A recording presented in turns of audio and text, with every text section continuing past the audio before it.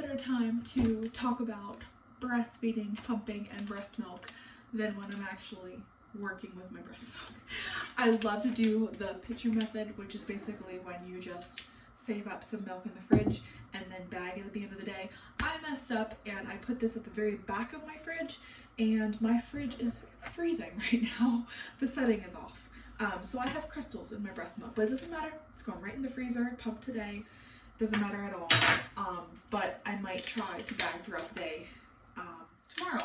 I do want to start by saying, if you have interest in donating milk, make sure you look into what your local milk bank will take, because they will not accept these bags. I don't donate to the milk banks. I choose to find families that need it, rather than going through the bank, so it doesn't really matter. But I was not aware. These are like the cheapest bags you can get on Amazon right now. And it makes sense as to why, because milk banks don't take them, but they take a bunch of other kinds. So starting off, I want to give you some tips on milk production.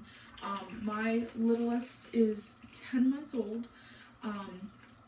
We tandem nursed my youngest and my toddler for a few months until my toddler turned 2. And then we transitioned over just nursing my youngest son, and then we also pump an additional 50 to 60 ounces per day. I'm not exactly sure how much my son drinks, just because he doesn't take a bottle, so it's hard to assume what we produce in a day, but that's my rough estimate. And I have to say, if you are looking to increase your supply, there are so many women who say, my supply tanked and I don't know why. And when they really look at their diet, a lot of times stress comes into play, or busyness. They're missing pumps. Maybe they go back to work and they forget to pump at noon, when their baby is having a bottle at home or with a sitter. And maybe they forgot to eat lunch, or they forgot to drink more water than they did coffee. All of that has everything to do with it. There's a lot you can do, such as eating a lot of oatmeal, flaxseed, wheat germ, all the fatty and the rich and the nutrient dense foods. But most importantly, don't miss your pumps. Don't forget to eat. Don't forget to drink. You can resume normal life, eat normal meals, drink normal water, and you should be able to continue keeping your supply up.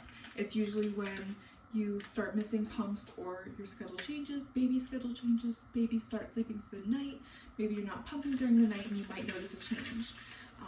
And there's other, see, these ice crystals are gonna mess me up. There's other factors as well, and I'm definitely not going to dismiss those, but that's just something that I've noticed in my own body and from other ladies that I chat with. I don't typically measure. I usually weigh at the very end with my bags.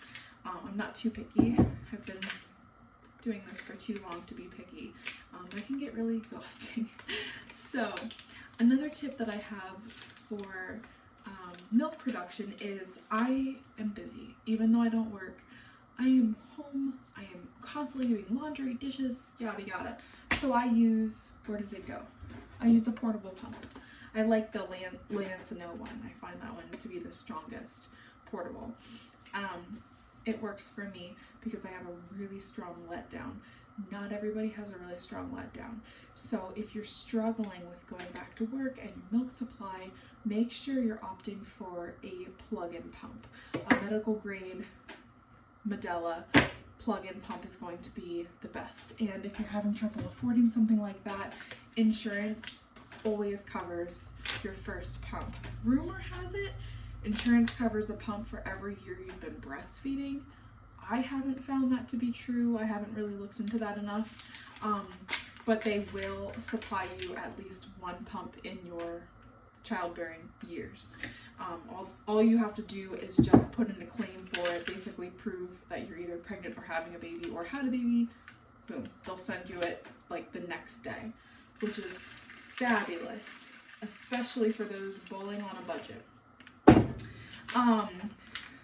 So yeah, and it's important to know that whether you are nursing, pumping, or using somebody else's milk, using formula, like everyone says, fed is truly best. There are many, many ways of being able to feed your baby, and I'm not gonna stand here and tell you that what you're doing is wrong. I just think that we don't talk about nursing as much as we should, and supporting moms who are struggling. A lot of times we make a lot of excuses and say, oh, you know, you did everything you can, and maybe it wasn't just meant to be. And I was also in that position when I was nursing my first child. We were around 6 months in, and he was still using a nipple shield, and we were really, like, I don't want to say struggling, but I was struggling as a mom. I was not feeling like this was normal, and kind of came to a crossroads. Should we bottle feed? Should we continue trying the shield?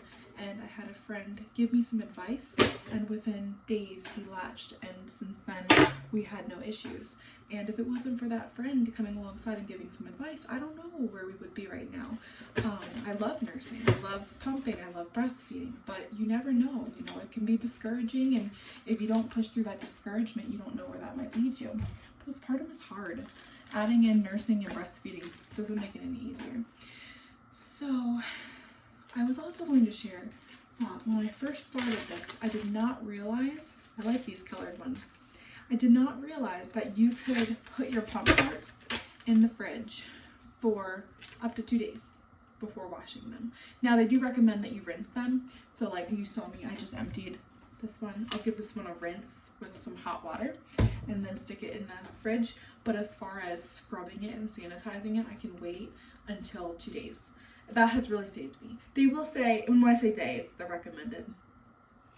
They will say to be mindful of your baby. Like if you have a preemie baby and you come home from the hospital and you're like pumping for them, I would sterilize every single time you pump. That's just me.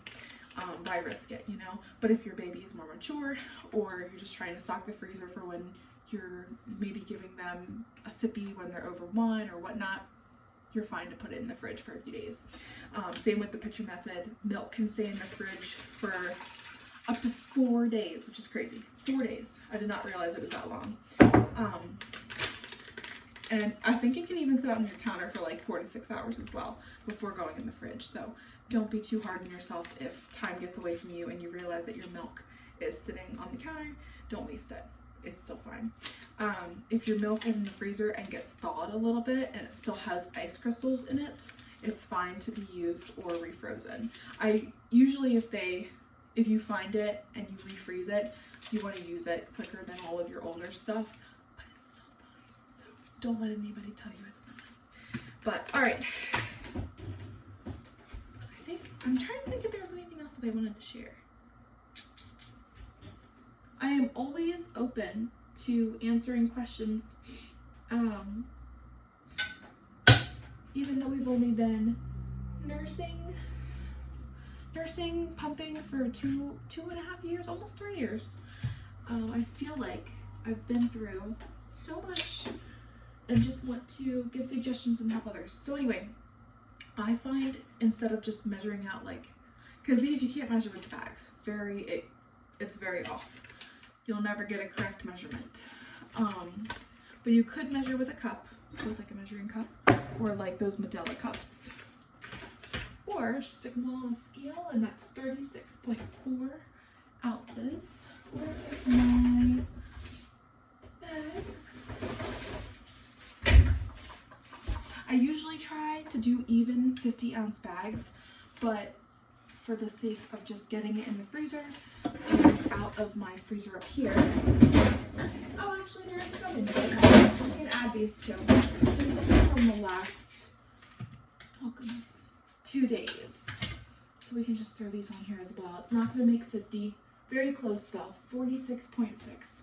Very close. 46.6 ounces. And then it is, I have to think, May 16th and 2025 and May 17th, 2025.